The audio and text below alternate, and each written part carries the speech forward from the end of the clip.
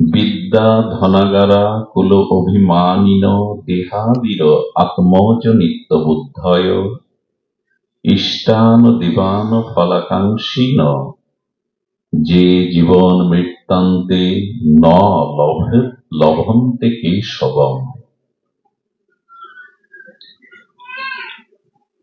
শাস্ত্র বলেন যে বেঁচে থেকেও মৃত, জীবন মৃত, সে কখনোই পরম আনন্দ ঘন সচ্চিদানন্দ ঘন ভগবানকে, কেশবকে, মাধবকে, গোবিন্দকে পাবে না। জীবন মৃত মানে জীবন আছে অথচ মৃত, নিঃশ্বাস প্রশ্বাস আছে কিন্তু মৃত। কারা তারা? যারা নিঃশ্বাস নিলেও, প্রাণ নিলেও জীবন মৃত মানে বেঁচে থেকেও মৃত, যারা কখনো কেশবকে, গোবিন্দকে লাভ করতে পারবে না।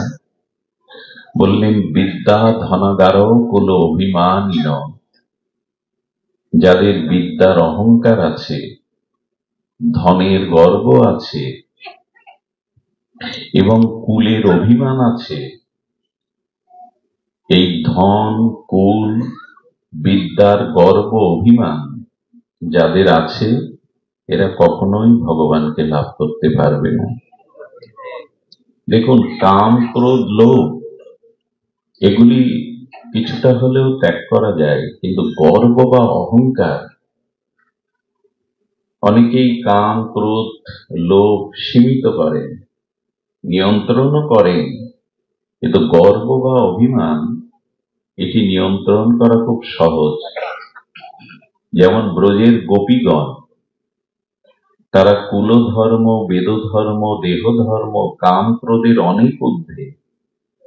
তারা সর্বস্ব ত্যাগ করে রাস রজনীতে মহারাসে গেল কিনা, কিন্তু মহারাসে সব ত্যাগ করে গেলেও তাদের সৌভাগ্যের অভিমান এলো, গোবিন্দের সঙ্গে তার কণ্ঠলগ্না হয়ে তার হাতে হাত দিয়ে আমরা নৃত্য করার ভাগ্য পেয়েছি। এই যে সৌভাগ্যের গর্ব যে এলো, রাসমঞ্চ থেকে কৃষ্ণ কি হলেন? অন্তর্ধান হলেন। কেউ কেউ সৌভাগ্য পায়, পূর্বজন্মের কর্মফলে সুকৃতিতে সৌভাগ্য পায়, কিন্তু সৌভাগ্য পেয়েও যদি কেউ গর্ববোধ করে, ভগবান বললেন তার সেই সৌভাগ্য গর্বেও আমি তার থেকে দূরে সরে যাই।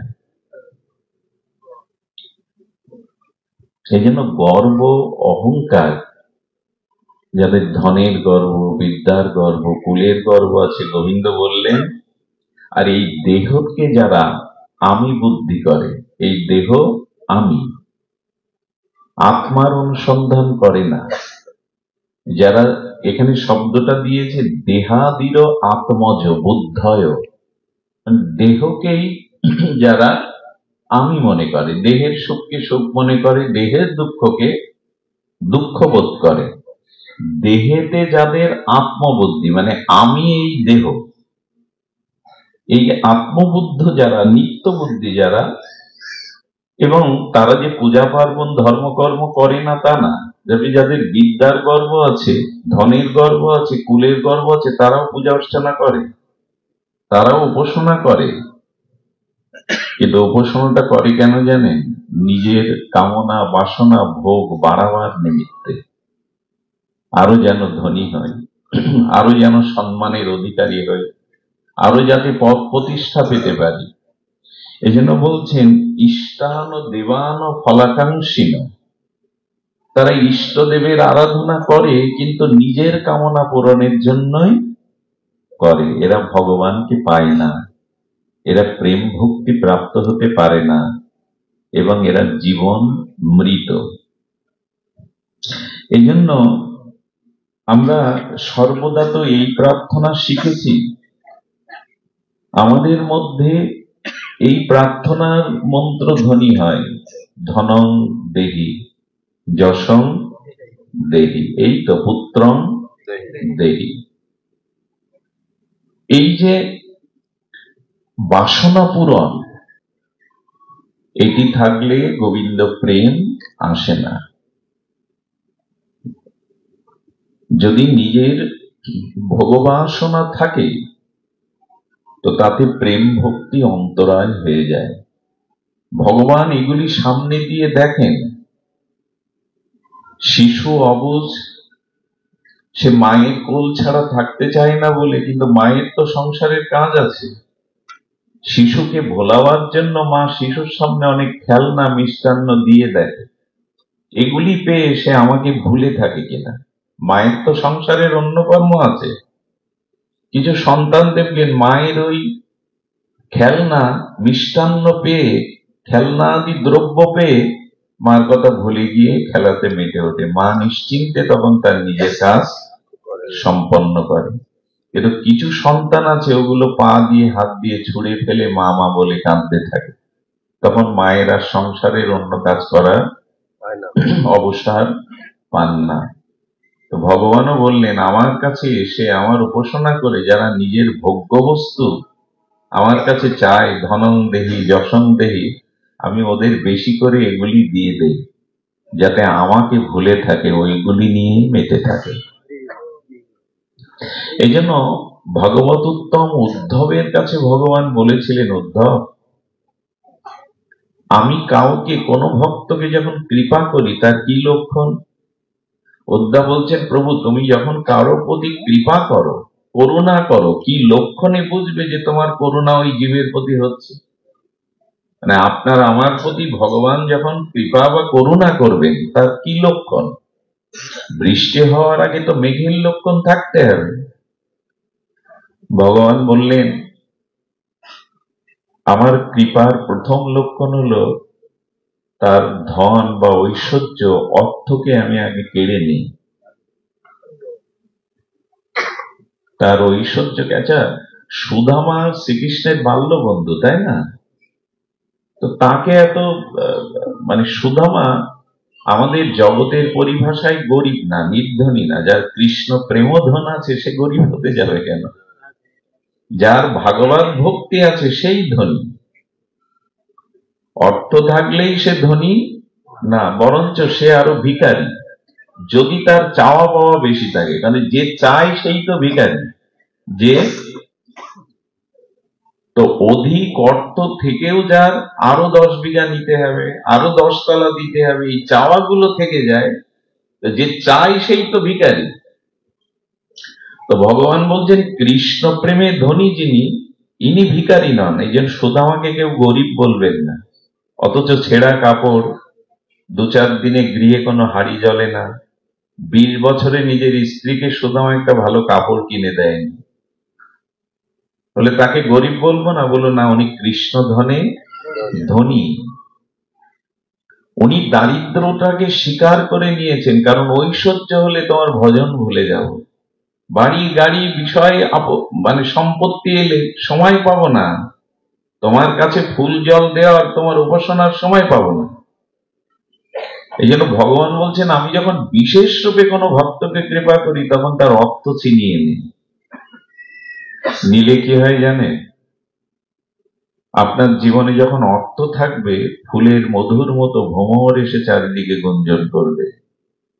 কিন্তু যখন অর্থ থাকবে না, সামর্থ্য থাকবে না, দেখবেন প্রিয়জনও ধীরে ধীরে দূরে সরে যাবে। তাতে উপকারটা কি হয় জানেন? এই যে এদের প্রতি মোহ ছিল, মায়া ছিল, যে কারণে ভগবানকে প্রীতিটা, ভালোবাসাটা দিতে পারছিলাম না। এই যে যখন অর্থ শূন্য হয়ে গেল, প্রিয়জনের মমতা আমার থেকে উঠে গেল, তখন ধীরে ধীরে ওই মনটা সে আমাকে দেয়। এটাই হলো আমার কৃপা, এটাই হলো আমার কৃপা। এখন ধন থাকুক, বিদ্যা থাকুক, কিন্তু অভিমান যেন না আসে। এই ধন বিদ্যা এগুলি আমাদের ফলাকাঙ্ক্ষা, ভগবত রুচিকে বিনষ্ট করে দেয়। এই জন্য অভিমান মানায় না, গর্ব আমাদের মানায় না। এই জন্য তো মহাপ্রভু আমাদের এমন একটা পরিচয় দিয়েছেন, পরিচয়টা যদি মনে প্রাণে মেনে নেন তাহলে অভিমান হবে না। আচ্ছা, প্রভুর সামনে তার দাস মাথা উঁচু করে কথা বলে? প্রভুর সামনে তার দাস কখনো মাথা উঁচু করে গর্বে কিছু বলে? এবং সে নিজেকে প্রভু জ্ঞান করে না, দাস জ্ঞান করে। এই জন্য মহাপ্রভু পরিচয় দিলেন, তুমি নিত্য কৃষ্ণ দাস। তোমার জন্য অভিমান, গর্ব, এগুলি মাথা উঁচু না হয়। আচ্ছা, হয় কেন গর্ব অভিমান? খুব মূল্যবান কথা, শ্রবণ করুন। আচ্ছা, তরঙ্গের পিতামাতা কি?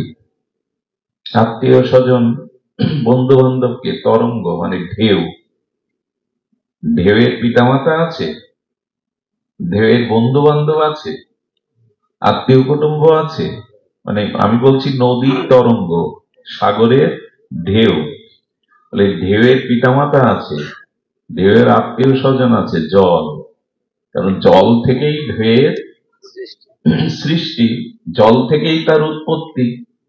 জলই তো তাকে ধারণ করে নাকি? জল ছাড়া তরঙ্গ ধারণ হয়? জল ছাড়া তরঙ্গের সৃষ্টি হয়? খুব মন দিয়ে শুনুন কথাটি। আচ্ছা, জলের তরঙ্গ হবে না তরঙ্গের জল হবে? জলের তরঙ্গ। নদীর ঢেউ হবে না ঢেউয়ের নদী হবে? নদীর ঢেউ। নদী না থাকলে ঢেউ হবে কি? না। জল তত্ত্ব না থাকলে তরঙ্গ হবে কি?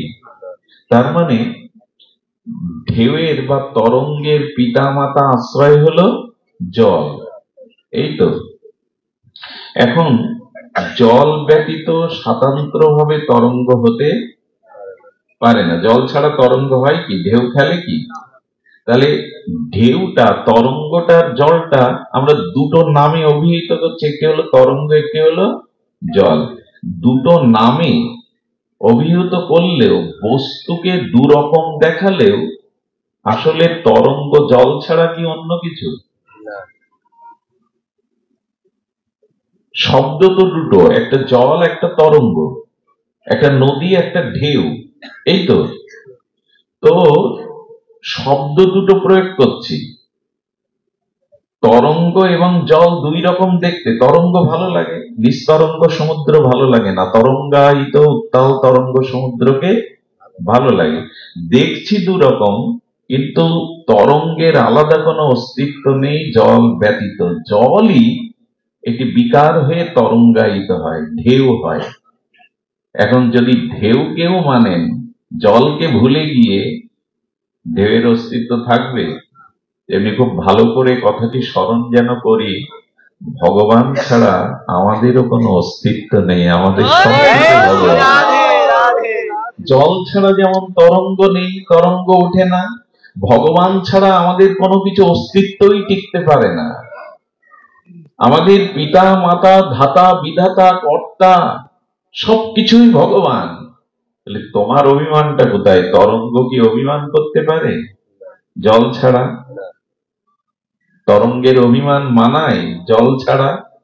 আমাদের কিসের অভিমান? ভগবান সমস্ত কিছুর মূল, গতির ভর্তা, প্রভু সাক্ষী, নিবাস শরণং শ্রুরিদ, প্রভাব প্রলয়ং স্থানাং নিধানানাম বীজমাপ্যয়াম।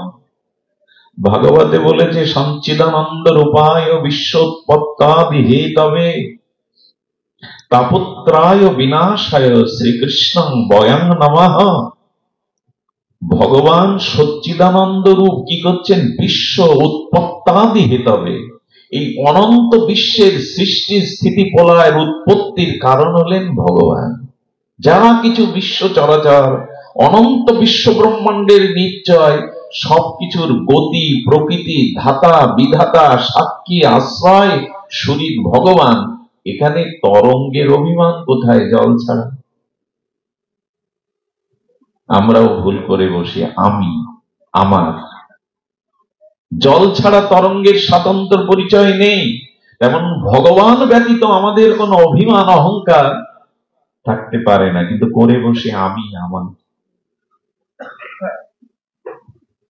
দেখুন, বাহ্যিক, এই জন্য শাস্ত্রে বলছেন, আচ্ছা মাটির ঘট, মাটির প্রদীপ, মাটির সরা, এক একটা নাম আছে না? মাটির প্রদীপ, মাটির সরা, মাটির ধুনুচি, সবকিছু আসলে আলাদা আলাদা নাম হলে ওর অস্তিত্ব কি দিয়ে তৈরি করে? ওতে তো মাটি, মাটির একটা অবস্থানকে আমি সরা বলছি। হ্যাঁ, আমি প্রদীপ বলছি, মূলত তাতে কি? মাটি। তাই মানে এই সৃষ্টি বিভিন্ন রূপ দেখছি আমরা, অনন্ত কোটি জীব, অনন্ত কোটি প্রকৃতি সব দেখছি, কিন্তু মূলে হলো এই যে মাটির মৃত্তিকার ঘট, মৃত্তিকার সরা, মৃত্তিকার প্রদীপ, মূলত ওতে মাটি। আলাদা রূপ দেখছি, আলাদা আলাদা ক্রিয়া দেখছি, কিন্তু মূলত সৃষ্টি হলো মাটি। তেমন এই অনন্ত পৃথিবীতে অনন্ত রকমের জীব প্রকৃতি দিচ্ছে, কিন্তু মূল হলেন ভগবান। আচ্ছা, আপনি যে গলায় চেন পরেছেন, গলার হার সোনার, কঙ্কন বা কানের দুল, এগুলো আলাদা আলাদা ডিজাইন না? হাতের একরকম, গলার একরকম, কর্ণের দুল এক এক ডিজাইনের, এক একটা নাম। মূলত ওতে কি? সোনা বলছি না তো, নেকলেস বলছি, কঙ্কন বলছি, দুল বলছি, মূলত সোনা ছাড়া কি অন্য কিছু বোঝা যায়? মা, ঘুম যেন না আসে, ভালো করে শোনো। এই যে না জানলে অভিমান যাবে না, আমার আমার যাবে না, আমিত্ব যাবে না। আর আমার আমার আমিত্ব না গেলেও কৃপা কখনো ভগবানের প্রতি সমর্পণ হবে না, যতদিন আমি আমার আছে, যতদিন স্বাতন্ত্র গর্ব অভিমান আছে।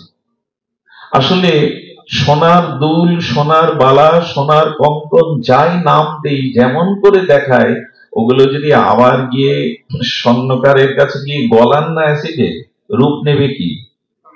সোনা থেকেই ওগুলো নির্মিত হয়েছিল, হস্তশিল্প দিয়ে, আপনার রুচি দিয়ে, অভিরুচি দিয়ে, আবার একটু গলালেই সোনা। এ বিশ্ব ব্রহ্মাণ্ড একদিন ভগবানের থেকে উৎপত্তি হয়েছে। আবার সব ওই যে নেকলেস গুলো, কঙ্কন গুলো গলালে যেমন আবার সোনার গলা হয়ে যায়, তেমনি পৃথিবী আবার একদিন যার থেকে সৃষ্টি হয়েছিল উৎপত্তি, সেখানেই আবার নিষ্পত্তি হবে। মাঝখানে আমাদের এত অভিমান কেন? এত আমি আমি কেন? আমার কেন? এই বোধ কেন? এটা আমাদের বেদান্ত দর্শনের, গীতা দর্শনের মূল কথা। তুমি কর্তা নও, তুমি কোনো কিছুর কর্তৃত্ব তোমার হাতে নাই।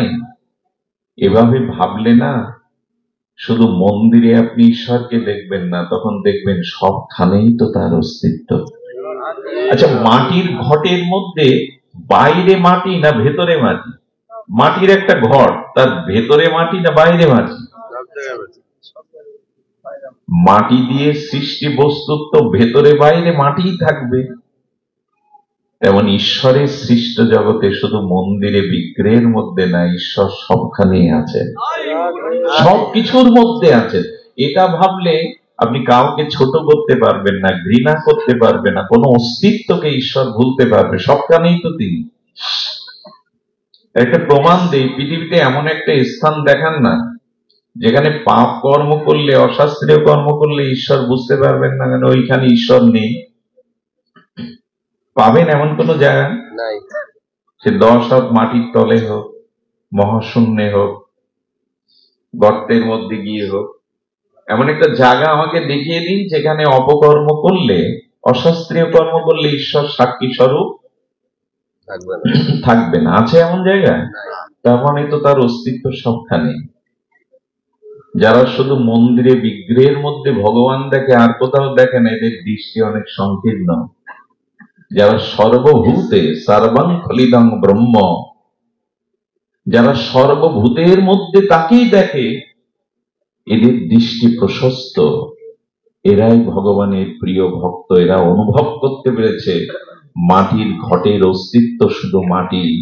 সোনার অলংকারের মধ্যে আলাদা ভিন্ন ভিন্ন নাম হলেও, আকার ভিন্ন হলেও, ওতে আদতেই সোনা। ঠিক তদুপরি জলের তরঙ্গের মধ্যে শুধু জল আছে, ঢেউয়ের মধ্যে শুধু জল আছে, ঢেউ বলে আলাদা অস্তিত্ব থাকতে পারে না জল ছাড়া।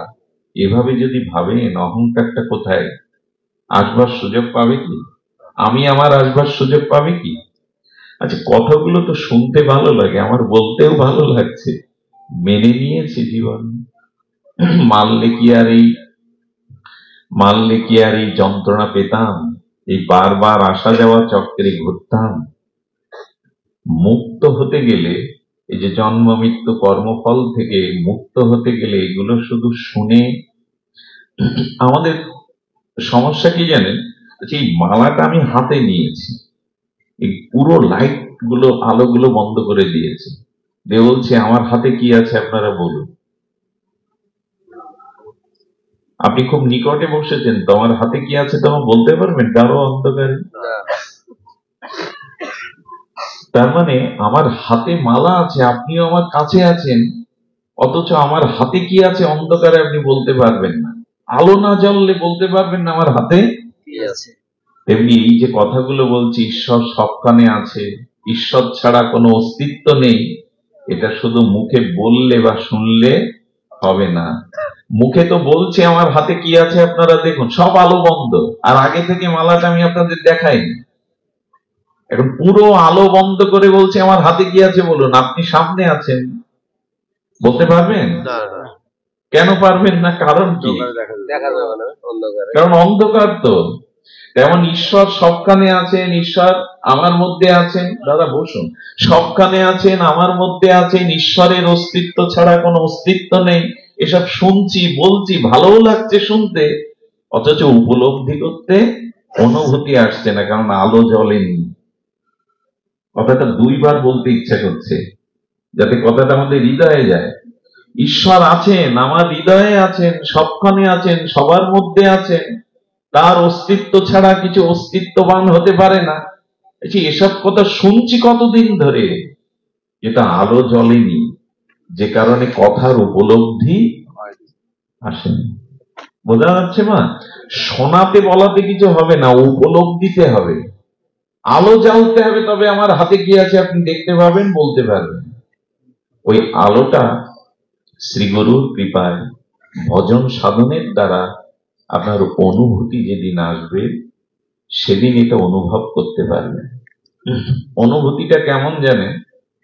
চোর তার ছেলেকে গুরু আশ্রমে পাঠিয়েছে বিদ্যা শিক্ষার জন্য। সেই গুরুকুলে পাঠিয়েছে, চোরের ছেলে চোর হোক, চোর এটা চায় না। চোর চায় ছেলেটা ভালো হোক, মানুষ হোক, ভদ্র হোক। ছেলে বাড়ি এসেছে, আবার গুরুকুলে ফিরে যাবে, গুরুদেবের জন্য কি নিয়ে যাবে, তো নারিকেল চুরি করতে উঠেছে গাছে। ছেলেকে বলছে কেউ এলে সতর্ক করিস। তো গাছে উঠে যখন নারকেল হাত দিতে যাবে, ছেলেটা তলা থেকে বলছে বাবা দেখছে দেখছে দেখছে। যেই দেখছে বলেছে, নেমে বলছে কোথায়, কে দেখছে? বলে গুরু মহারাজ বলেন আমরা যা কিছু করি তা ভগবান দেখেন, ভগবানই তো দেখছে। জড়িয়ে ধরলেন পুত্রকে। আমি জানি যে ভগবান সব কানে আছে, কিন্তু উপলব্ধি হয়েছে ছেলেটা। আমরা শুনছি, বলছি, কিন্তু উপলব্ধিতে আসছে না। অন্ধকার, অন্ধকারে আমার হাতে আপনি কি করে পাশে থাকলেও বুঝতে পারবেন। এই জন্য বলে প্রভু আমার জ্ঞানের আলো জেলে দাও, হে গুরুদেব, হে ভাগবত, আমার ভিতরে যাতে অনুভূতিটা আসে, বুঝতে পারি আমি, আমাকে শুদ্ধ জ্ঞানের আলো দাও। এই চেতনা, এই জ্ঞান, এই এই উপলব্ধি, উপলব্ধি শব্দটা আমাদের বুঝতে হবে, উপলব্ধিতে আনতে হবে। উপলব্ধি না আনলে বোঝানো যাবে না। দেখুন, সন্তানের জন্য প্রতীক্ষা থাকতে থাকতে মা রাত জাগে, বাড়ি আসছে না কেন, কোনো ক্ষতি হলো কি? ঘুম আসছে না। এখন বহু রাত্রে বন্ধু বান্ধবের আড্ডা দিয়ে সন্তান ফেরার পরে যদি মা কেঁদে বসে, কোথায় ছিলি, কত দুশ্চিন্তা হচ্ছিল। ছেলে যদি বলে মা আমার ফিরবার প্রতীক্ষায় তোমার ভেতরে কেমন অনুভূতি হচ্ছিল আমাকে একটু বলো। বিশ্ববিদ্যালয়ে পড়ি, শিক্ষিত জ্ঞানী, মা বোঝাতে পারবে তো তোর ফেরার অপেক্ষার জন্য আমার ভেতরে কেমন হচ্ছিল? না, বোঝানো যাবে? না, হ্যাঁ, ছেলেটা যখন বারবার দাবি করছে মা তুমি বলো আমি বুঝবো, মা বলছে বুঝবি না। বলে মা কোনো কালেই বুঝবো না। বলে বুঝবি যেদিন তুই আমার ভূমিকায় দাঁড়াবি, তুই কারো সন্তানের পিতা হবি, সন্তান ঘরে ফিরতে অপেক্ষা করলে তখন আমার অনুভূতিটা তোর হৃদয়ে বাজবে। ভাষা দিয়ে বোঝানো যাবে না। এমনি ভজন সাধন উপলব্ধি এ শুধু বলে কয়ে বোঝানো যায় না। এটা শ্রীগুরু কৃপায়, ভাগবতের কৃপায় যেদিন অনুভূতি হবে, সেই অনুভূতিতে বুঝতে পারবেন আপনি এখানে আসতে হয় কেন, সঙ্গ করতে হয় কেন, হরিকথা উপলব্ধি যাতে হয়, জ্ঞানের আলোটা যাতে, দিব্য জ্ঞান যাতে হৃদয়ে প্রকাশ হয়। এজন্য আমাদের উপলব্ধিতে আসতে হবে। উপলব্ধি, শুনুন, সুন্দর কথা বললে সবার ভালো লাগে, কিছু অপরাধ নেবেন না। মায়েদের বিশেষ করে যদি বলেন, মা তোমাকে খুব সুন্দর দেখাচ্ছে, এই একটা কথাই যথেষ্ট। মায়েদের যদি খুশি করতে চান, মায়েদের একটু প্রসন্ন করতে চান, তবে মা তোমাকে খুব লক্ষ্মীর মতো দেখাচ্ছে, ব্যাস। শুনতে ভালো লাগে, সুন্দর হওয়াটা উপলব্ধির বিষয়। কোন 70 বছরের বুড়োকে যদি বলেন আপনার বয়স ঠিক মনে হয় না, আপনাকে 50-এর মতোই লাগছে, তার ভালো লাগবে, ভেতরে ভালো লাগবে, বাইরে স্বীকার না করলেও ভেতরে ভালো লাগে। প্রশংসা কথা, মিষ্টি কথা, এসব তত্ত্ব কথা ভালো লাগে, ভালো লাগাটা যথেষ্ট না, উপলব্ধি আসতে হবে। উপলব্ধিটা অল্প কথায় হয়ে যায়। মনে আছে তো সেই লালাবাবু জগৎছিতের কীর্তন কীর্তন তো আপনারা শোনেন, একটা শব্দ কানে গিয়েছিল, বেলা গেল বাসনায় আগুন দেবে না। উনি মানে বাবা বাসনা পোড়ায়, ছাইটাই কি তৈরি করে, ছোট বালিকাটি কন্যাটি বলছে, বাবা বেলা তো গেল বাসনায় আগুন দেবে না। কথাটা লেগে গেল, আমারও তো আয়ু সূর্য ডুবে গেল, আমারও তো আয়ু গেল, আমি এখনো বাসনার ঘরে তো আগুন দিলাম না। এক কথায় হয়ে গেল। উপলব্ধিটা হলো ওই রকম, একটা কথায় আপনার জীবনে মর্মার্থ এনে দিতে পারে। এই জন্য নিবেদন করব, হরি কথা শুধু কথা নয়, যেন উপলব্ধিতে আসে। যারা দেরি করে এসেছেন তারা হয়তো কথার সূত্রটা শুনতে পাননি, তবু বলবো, মৃত্তিকার ঘটের মধ্যেই শুধু মাটি, সোনার নানাবিধ অলঙ্কারের মধ্যেই যেমন সোনা, তরঙ্গ অর্থাৎ জলের ঢেউয়ের মধ্যে যেমন শুধু জল, তরঙ্গ বলে আলাদা কিছু নাই, দেখালেও ওটা জল, তেমনি বিশ্বের সকল কিছুর অস্তিত্বের মূলে ভগবান। আমি বা আমার বলে এখানে কোনো কিছুর অস্তিত্ব, এটাই উপলব্ধিতে যেন আসে। মা তোমাকে লক্ষ্মীর মতো দেখাচ্ছে, ভালো লাগলে হবে না। বাবা আপনার বয়স তো 70 না 50-এর মতো দেখাচ্ছে, আপনি সহজে বিদ্ধ হবেন না। কথাগুলো ভালো লাগা এক জিনিস, উপলব্ধি আর এক জিনিস, যেন উপলব্ধিতে আসে আমার অস্তিত্ব। উপলব্ধি মানে কি জানেন, জগতের সম্বন্ধটা তো অনেক, আমাদের ব্যবহারিক জগতে, সাংসারিক জগতে আমাদের সম্বন্ধ অনেক, সম্বন্ধ আমাদের কম নয়, কিন্তু মূল সম্বন্ধটাই তো হারিয়ে বসেছি। এই ভাগবতের সাথে আপনাদের এত সম্বন্ধ কেন? কালকের বলা একটু প্রবচনের কথা তুলে ধরি, কি অত অংশ ভালো লাগছে কথা দিয়ে, উপলব্ধিতে আসছে, তার কিছুটা আপনাদের ভেট বা উপহারের জন্য দেই। আচ্ছা, ভালো করে কথাটি ধ্যান দিয়ে শুনবেন। আমাদের ঔষধের সাথে রোগীর কি সম্পর্ক? ঔষধের সাথে রোগীর কি সম্পর্ক? রোগীর সম্পর্ক ঔষধের সাথে এই জন্য যে ঔষধটা তাকে, রোগটাকে নিরাময় করবে, এই তো। এখন যদি বলি হরিকথার সাথে আপনাদের কি সম্পর্ক, এই যে ভাগবত কথা, হরি কথা, এর সাথে কি সম্পর্ক? বলো, রোগের সাথে যেমন ঔষধের সম্পর্ক, হরিকথার সাথে আপনাদের সম্পর্ক হলে এতে ভবরোগ ছাড়ে, ঔষধ ছাড়া রোগ সম্পর্ক করতে হবে তো। আচ্ছা, ঔষধ হাতে নিয়েছেন, দেখছেন, ঔষধের নাম পড়ছেন, রোগ যাবে? যাবে কি? সম্বন্ধটা তো হতে হবে, ঔষধটা তো পাকস্থলীতে, ঔষধের সাথে রোগীর ওতপ্রোত সম্বন্ধ হলেই রোগ নিরাময়, যথার্থ ঔষধ হলে। হরিকথা যদি শুধু বাইরে বাইরে না নিয়ে ভেতরে নিতে পারেন, তখন রোগের সাথে তো ঔষধের যে সম্পর্ক রোগ নিরাময়ের, তেমনি হরিকথার সাথে সম্পর্ক যদি হৃদয়ের হয়, এখানে ভবরোগ ও মুক্তি পেয়ে যাবে। তবে ঔষধ আর রোগীর মধ্যে আর একজনকে থাকতে হয়। কি থাকতে হয়? ডাক্তার। এমনি এমনি ওষুধ খেলে কিন্তু, তার মানে এই তিনে এক, একে তিন। ডাক্তার থাকতে হবে, রোগী থাকতে হবে, ঔষধ থাকতে হবে। ঠিক ভাগবত ভজন সাধন, আমরা রোগী, ভবরোগের রোগী, অনেক জন্মের কামনা বাসনা দুর্বাসনার রোগী আমরা। এটাকে ভবরোগ বলে, ভবব্যাধি বলে। এই তো বারবার এই জগতে জন্ম মৃত্যু আসা যাওয়া ভবব্যাধি। এখন এর ঔষধও আছে, হরিনাম হরিকথা ভগবত ভজন। ডাক্তার হলো শ্রী গুরু বৈষ্ণব ভক্তজন, দিনের সাথে সমন্বয় থাকতে হবে, তবেই রোগ যাবে। হয়েছে কি সম্বন্ধ? আচ্ছা, এবার আরেকটা প্রশ্ন করি, জিজ্ঞাসা করি, ক্ষুধার সাথে খাদ্যের কি সম্পর্ক? ক্ষুধার সাথে খাদ্যের কি সম্পর্ক? আচ্ছা, ক্ষুধা যদি ঈশ্বর না দিতেন আমাদের, খাদ্যের সন্ধান কেউ করত? ক্ষুধাই নেই তো খাদ্যের সন্ধান কেন? তার মানে ক্ষুধার সাথেই খাদ্যের সম্পর্ক। ক্ষুধা আছে বলেই খাদ্যের প্রয়োজন, এই তো।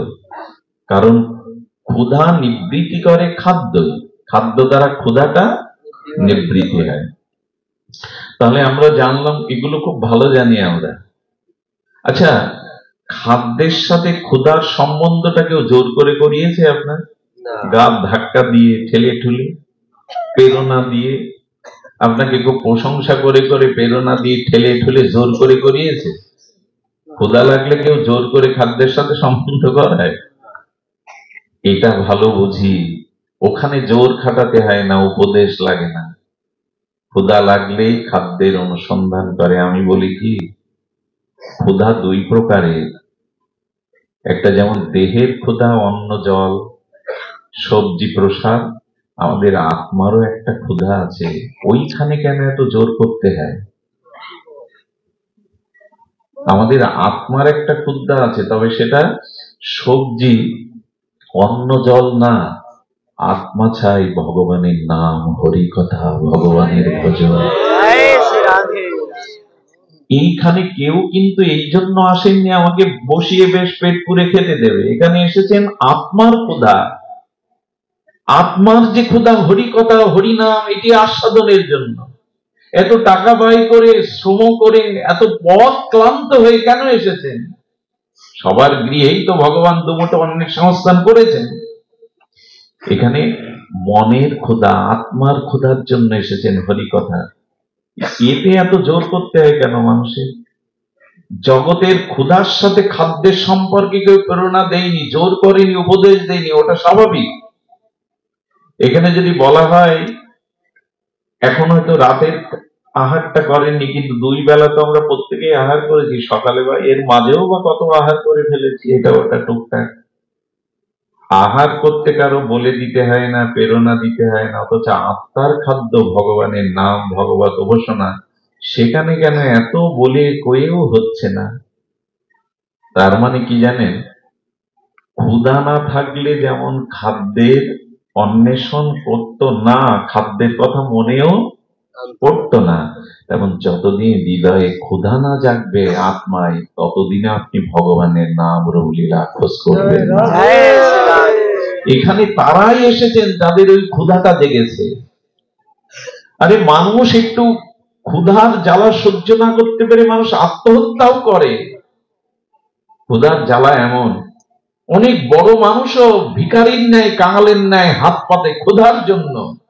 আত্মার ক্ষুধা যদি জাগতো, তাহলে ভগবানকে, ভগবানের উপাসনা, ভগবানের নামের, কারণ ক্ষুধার সাথে খাদ্যের ওতপ্রোত সম্পর্ক, বলে কয়ে জোর করে কেউ করেনি, ওটা স্বাভাবিক।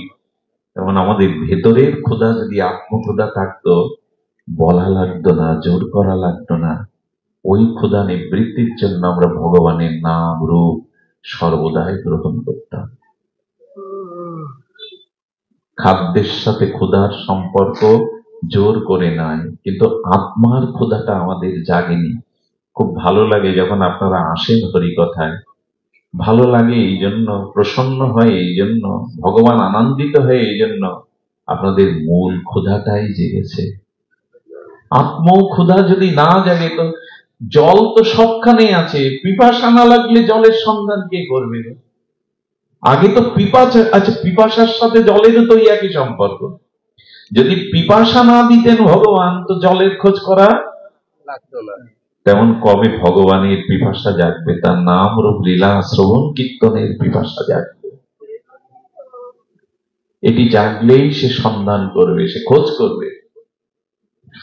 এই জন্য শাস্ত্রে বলছেন ক্ষুধার সাথে খাদ্যের সম্পর্ক, সম্বন্ধটা তেমন এখন প্রশ্ন হচ্ছে, এই সম্বন্ধগুলো যেমন ওতপ্রোত, তেমন ভগবানের সাথে আমার সম্বন্ধটা ওতপ্রোত। 700 সম্বন্ধ ভগবানের সাথে আমার, চিরন্তন সম্বন্ধ। এই জন্য অনুরোধ করব, আত্মার ক্ষুধা জাগান। তবে ক্ষুধা কখন জাগে জানে, লোক কখন জাগে জানে? বাজারে পাল মিষ্টান্ন ভান্ডারে হয়তো মিষ্টান্ন সাজানো, আপনি আসছেন সামনে দিয়ে, আচ্ছা আলমারির মধ্যে মিষ্টি দেখলে লোভ যে জাগে না তা না, কিন্তু ওই লোভ বেশি জাগে কি? পথচারী যখন দোকানের মধ্যে সাজানো দেখে লোভ খুব জাগে কি? কিন্তু লোভ কখন জাগে জানেন? যখন আমার সামনে বসে, একদম সামনে বসে ওটা আপনি জিহ্বায় আস্বাদন করেন, তখন লোভ সামলানো বড় মুশকিল হয়ে পড়ে। তো এই আত্মক্ষুধা কবে জাগবে জানেন? ভগবানকে জানার আস্বাদনের পিপাসা কবে জাগবে জানেন? ওই যে আমার সামনে বসে মিষ্টান্নটা কেউ জিহ্বায় দিলে, রস আস্বাদন করলে তখন লোভ সামলানো দায় হয়ে পড়ে। তেমনি যার লোভ জেগেছে সেই সাধুর কাছে, সন্তের কাছে, মহাভাগবতের সামনে বসে তার মুখে যখন এই লোভময় হরি কথা শ্রবণ কীর্তন করবেন, এই রসের কথা, ভাবের কথা, তখন আপনারও লোভ জাগবে, লোভ জেগে যাবে। আমিও যদি এভাবে একটু ভজন করতে পারতাম, আমিও যদি তাকে এভাবে আরাধনা করতে পারতাম। লোভ জাগাবার এটাই উপায়। যার লোভ জেগেছে, যে ওকে আস্বাদন করছে, তার সামনে গিয়ে বসতে হবে। শিশু কিছু খেতে চায় না, কিন্তু আপনি ওর সামনে কিছু খাবেন, ও হাত বাড়িয়ে দেবে, দেবে কিনা? আপনি যখন খাবেন, ওর গালে দিতে গেলেও খাবে না, কিন্তু আপনি যখন খাবেন তখন ও হাত বাড়িয়ে দেবে। এই জন্য সাধুগুরু বৈষ্ণবের সঙ্গে কেন যেতে হয়, হরি কথায় কেন যেতে হয়? যার লোভ জেগেছে তার সামনে বসলে এই লোভটা আমার ভিতরেও জেগে যাবে। এই জন্য আপনাদের এইটুকু শুধু আমরা জানাতে চেষ্টা করছি, ক্ষুধা বাড়ান, ক্ষুধার সাথে খাদ্যের সম্পর্ক, তেমন আত্ম ক্ষুধার সাথে ভগবানের নাম রূপ লীলা সম্বন্ধ করে নিন। আর এই জগতের যে সম্বন্ধ, দেখুন একটা জিনিস বলি, আমরা কি অপূর্ব কথা দেখুন। আচ্ছা, আমার জীবনে দিনটা অতিবাহিত হয় কয় ঘন্টায় সীমাবদ্ধ? দিনটা 24 ঘন্টা। 24 ঘন্টা কোন বস্তুই কি সবসময় আমি সাথে রাখি? বাড়ি হোক, স্ত্রী হোক, পুত্র হোক, দোকান হোক, টাকা হোক, অফিস হোক, রাখি কি? 6-7 ঘন্টা ঘুমে ওদের ছেড়ে থাকি, তখন তো নিজের শরীরও ছেড়ে থাকি, শরীরের কথাও। বাড়িও কি যখন অফিসে যাই, দোকানে যাই, বাড়ির সাথে যায়? সিন্ধুক সাথে যায়? বউ ছেলে মেয়ের সাথে যায়? ছেড়ে তো থাকতে হয়।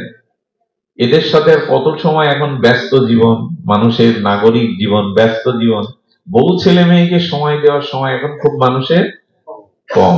কিন্তু এত 6 ঘন্টা 7 ঘন্টা ঘুমে থাকি, সব ভুলে থাকি, বাণিজ্যে থাকি, অফিসে থাকি, কর্মে থাকি, এদের সাথে খুব বেশি সময় দিতে পারি না। কিন্তু আমার স্ত্রী আছে, পুত্র আছে, বাড়ি আছে, ব্যাংক ব্যালেন্স আছে, এগুলো কি ভুলি? দূরে সরে গেলেও কি ভুলে যায়? কথা বলবেন? কখনো ভুলি না। কারণ কি জানেন? এদের সাথে সম্বন্ধটা অস্তিত্বে মিশিয়ে নিয়েছেন। আমি বিবাহিত, আমার পুত্র আছে, আমার কন্যা আছে, আমার বাড়ি আছে, টাকা আছে, আমার সাথে এদের সম্বন্ধটা আপনার খুব গাঢ় ভাবে করে নিয়েছেন, আমার বাড়ি, আমার টাকা, আমার স্ত্রী, আমার পুত্র। এই জন্য আচ্ছা 2 বছর বিদেশে যে যায় বউ ছেলে মেয়ে রেখে, সেও কি ভুলে যায় যে আমার বউ ছেলে মেয়ে নাই? ওরা যে বেশি মনে পড়ে। এত দূরে সম্পর্ক নেই, তাকে চোখে দেখছো না, কিন্তু সম্বন্ধটা মনে থাকে কিনা? তো ভগবান বললেন, আমাকে দেখো আর না দেখো, আমার থেকে দূরে নাই তুমি, আর আমি তোমার হৃদয়ে রয়েছি, কিন্তু আমাকে তোমার মনে পড়ে না কেন জানো? আমার সাথে সম্বন্ধটা তুমি অটুট করনি। যেমন বিয়ে করে স্ত্রীকে স্বীকৃতি দিয়েছ, আমাকে ওভাবে স্বীকৃতি দাওনি, নাহলে নানান কাজের মধ্যেও তুমি আমি ভগবানের, ভগবান আমার, এই কথা তুমি বলতে না। বোঝাতে পারলাম না কথাটা? খুব মার্মিক কথা। সব সময় এরা আমার সাথে থাকে না, কিন্তু মনে থাকে আমার স্ত্রী আছে, আমার পুত্র আছে। সম্বন্ধটা আমি খুব গাঢ় ভাবে করে নিয়েছি, অস্তিত্বের সাথে মিশিয়ে নিয়েছি, আমার স্ত্রী, আমার পুত্র, আমার বাড়ি, আমার টাকা। ভগবান বলেন ওইরকম অস্তিত্বের সাথে আমাকে মেশাও না, তাহলে নানান কাজের মধ্যে থাকলেও তুমি ভুলে যাবে না। আচ্ছা, এটা না হোক, কোন স্ত্রীকে যদি কেউ ডিভোর্স বা তালাক দেয়, একই গ্রামে বিয়ে করেছিল, তালাক কোর্ট থেকে সেপারেট হয়ে গেল, তো ওই স্ত্রী ওই গ্রামে থাকে, স্বামীও ওই গ্রামে থাকে, কিন্তু শুধু সম্বন্ধটা কোর্ট থেকে বিচ্ছিন্ন হয়েছে। তখন কি দেখা হলো? মাঝে মাঝে তো দেখা হয় রাস্তায়, বাজারে। তখন কি আর আগের মতো ওই ভাবটা কাজ করে? সে তো আছে, আপনিও আছেন, কাজ করে না কেন বলুন তো?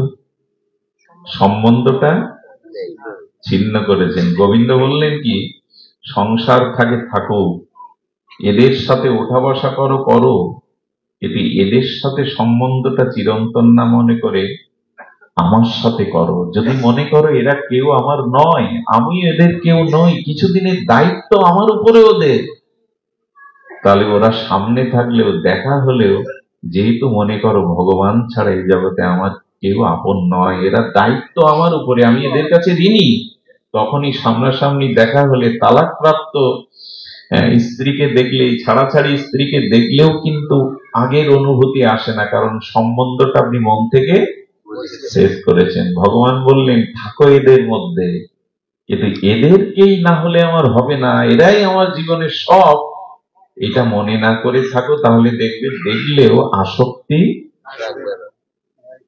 কত সুন্দর করে বুঝিয়েছেন আচার্যরা।